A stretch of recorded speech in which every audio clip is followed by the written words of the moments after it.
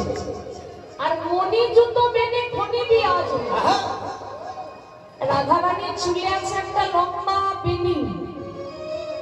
এইবার বলে লম্বা যদি কারো চুলের বেনি হয়, সেই বেনিটা দেখতে কিসের মতো লাগে?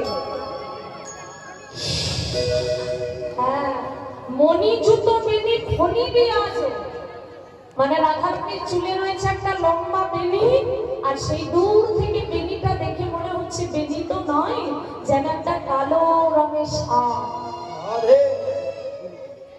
আর গোবিন্দের শিরের উপরে চূড়া, তার উপর কিসের পাখা? ময়ূর পুচ্ছ। তাহলে যিনি পদ রচনা করছেন তার ভাবনাটা দেখো কত সুন্দর। বলছে রাধারানীর চুলের বেনিটা হচ্ছে একটা সাপ, আর ময়ূর পুচ্ছটা হচ্ছে একটা ময়ূর। এবার বলো তো মায়েরা, সাপ আর ময়ূর যদি এক জায়গায় হয় কি হবে? ভাব হবে। ভাব হবে না যুদ্ধ হবে? হ্যাঁ মামনি, ময়ূর তো সাপ ভক্ষণ করে। ময়ূর মনে মনে ভাবছে একটা সাপ পেয়েছি, এবার আমি খাবো। আর সাপ মনে মনে বলছে এই রে, আমাকে ময়ূর খেতে আসছে, আবার আমাকে তো পালাতে হবে। কিন্তু পালাবে কোথায়? সে তো চুলে বাঁধা পড়ে আছে। তাহলে পালাতে যদি না পারে তাহলে লুকোতে হবে। তাহলে লুকালো কোথায়? আজকে কোথায় লুকিয়েছে দেখো সাপটা। কি বলছে? উঁচু মোড়ক রুচু চোরক উঁচু জোরক মাঝে। এখানে কোরক মানে হচ্ছে কুড়ি। তা কুঞ্জের মাঝে কুড়ি কি বাবা?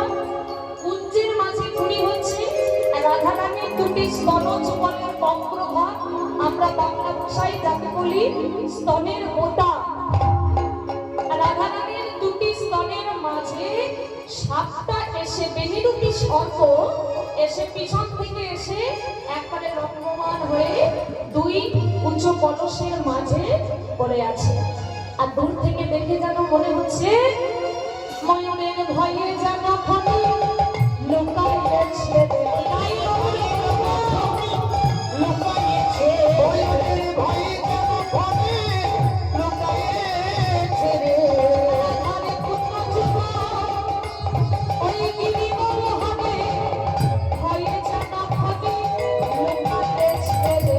পুত্র যুব গিরি বল হবে ভয়ে যেন খনি লুকাইয়েছে রে। রাধার কুচু যুব গিরি বল হবে ময়ূরের ভয়ে যেন খনি লুকিয়ে আছে।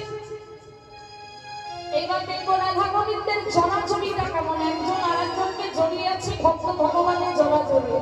এবং আমাদের ভক্ত আর ভগবানের জড়াজড়ি আর জাগতিক জগতের কোন নারী পুরুষের জড়াজড়ি কি এক? বলছে না। জাগতিক জগতের নারী পুরুষের জড়াজড়িতে কামনার উদয় হয়, কিন্তু আমার রাধা গোবিন্দের লীলা হচ্ছে কামনা বাসনার ঊর্ধ্বে। নিষ্কাম প্রেম হচ্ছে আমার রাধা ঠাকুরানীর, তাই তাদের জড়াজড়িটা দেখো।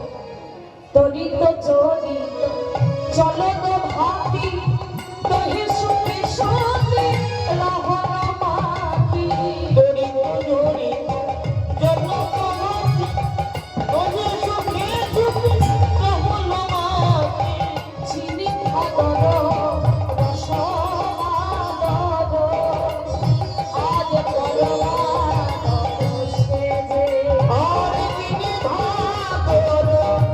রসমাদর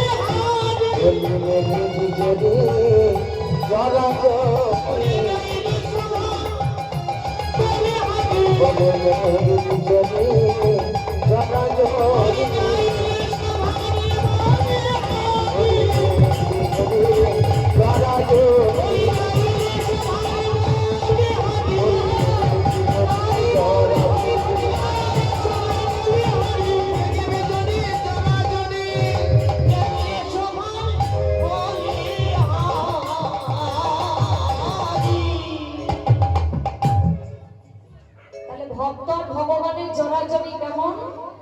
আকাশে যদি মেঘ আর বিদ্যুৎ একসঙ্গে আসে, তাহলে ওই মেঘ আর বিদ্যুতের মধ্যে যেমন করে জড়াজড়ি হয়, আজ ভক্ত আর ভগবানেরও ঠিক তেমন জড়াজড়ি। দুজন দুজনে ঘুমিয়ে আছে ওমা, আর ঘুমোতে ঘুমোতে ললিতা সখী দেখছে একটা ভুল হয়ে গেছে। কি ভুল জানো? না, ললিতা দেখছি গোবিন্দের পাশে আছে রাধা, আর পাশে না থাকতে থাকতে রাধারানী তার একটা চরণকে, তার পাশে ছিল ভগবান, একটা চরণকে না ভগবানের অঙ্গে তুলে দিয়েছে। আর যেই দেখেছে রাধা ভগবানের অঙ্গে চরণ তুলে দিয়েছে, অগ্নি ললিতা চিৎকার করে উঠেছে, ওরে বিশাখা, ওরে ছুটে আয়, ছুটে আয়, ছুটে আয়, সর্বনাশ হয়ে গেছে। বিশাখা তাড়াতাড়ি ছুটে এসেছে, বলছে কি হলো রে? কই দেখি দেখি কি হলো? বলছে দেখ রাধার কাণ্ড দেখ, ঘুমাচ্ছিস ঘুমাচ্ছিস ভগবানের পাশে, তাই বলে ভগবানের অঙ্গে একবারে চরণ চাপাতে হবে? হ্যাঁ, ঘুমের ঘরে পা চাপিয়ে দিল। ও মায়েরা, ঘুমের ঘরে পা চাপানোর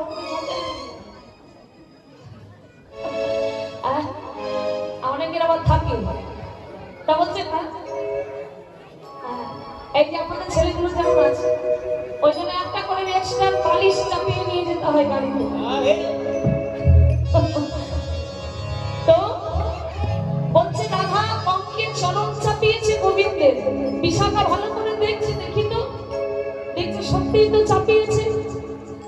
এবার দেখার পরে বিশাখা বলছে, এই ললিতা, কৃষ্ণের অঙ্গে রাধা চরণ দিয়েছে তো? বলে বেশ করেছে। ললিতা বলছে কেন? উনি ভক্ত হয়ে ভগবানের অঙ্গে চরণ চাপিয়েছে, তুই বলছিস বেশ করেছে? হ্যাঁ বেশ করেছে। ওরে ললিতা, তোদের কৃষ্ণের বহু জন্মের ভাগ্য ভালো বলে আমাদের রাধারানী তোদের গোবিন্দের অঙ্গে চরণটা তুলে দিয়েছে, তাই গৌর হরি বল। এবার ভক্তমণ্ডলী, ভক্তিমতী মায়েরা, আমার ছোট্ট করে একটা প্রশ্ন তোমাদের কাছে, যে ত্রিজগতে ভক্তের শিরোমণি হচ্ছে রাধারানী, তাহলে ভক্ত হয়ে এক বড় ভুল করবে যে ভক্ত হয়ে ভগবানের অঙ্গে চরণ দিল? তাহলে কিছু একটা সম্পর্কে জড়িয়ে তো চরণটা দিয়েছে, ভুল কিন্তু সে করেনি। তাহলে তোমরা অনেক কীর্তনী আর কীর্তন শুনছো, কথায় বলে যে কীর্তন গায় আর যারা শোনে একটা গায়কের থেকে তাদের জানকারি বেশি হয়, মানে তোমরা বেশি জানো। তাহলে তোমাদের কাছে আমার প্রশ্ন, কি সম্পর্কের উপর ভিত্তি করে রাধারানীর চরণটা গোবিন্দের অঙ্গের উপরে তুলে দিয়েছে? বলো, রাধা গোবিন্দের কি সম্পর্ক?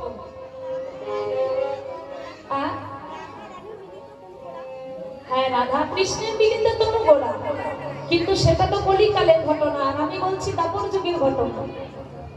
কি সম্পর্কের উপর ভিত্তি করে রাধা গোবিন্দের অঙ্গে চরণটা দিয়েছে? কোন সম্পর্কে চরণ চাপিয়েছে বলো?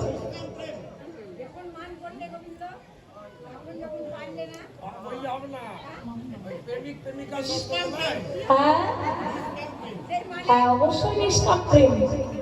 প্রেমিক প্রেমিকা না না,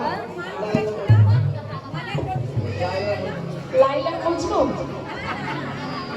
আচ্ছা, প্রেমিক প্রেমিকাই যদি হয়, তাহলে কোন প্রেমিকা যদি প্রেমিকের গায়ে চরণ দেয়, তাহলে কি প্রেমিকের ভাগ্য ভালো হয়ে যায়?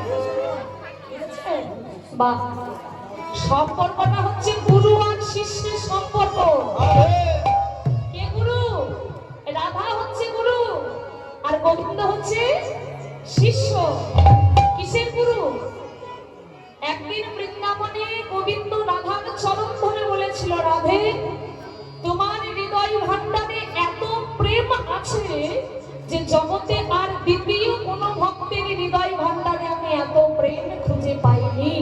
তাই রাধে গো, এই বৃন্দাবনের মাঝে আমি তোমাকে আমার প্রেমের গুরু বলে স্বীকার করে নিলাম। তাই বাবা তাহলে রাধা হচ্ছে গুরু, গোবিন্দ হচ্ছে শিষ্য।